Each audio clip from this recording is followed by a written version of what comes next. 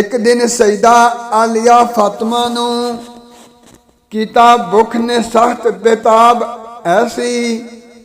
कई दिनां दा फैका सी सईदा नू पर ना कलब अंदर इज़तराब ऐसी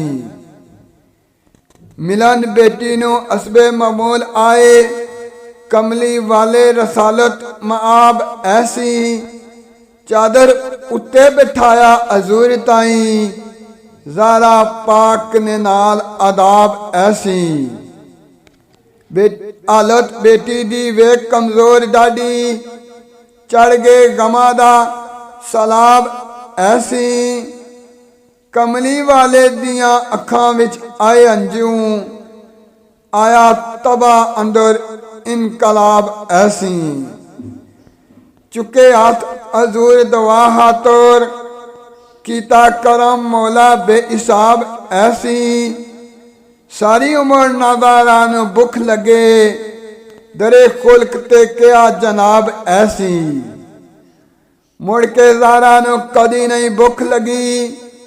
खुलिया रहमतां दा हास बाब ऐसी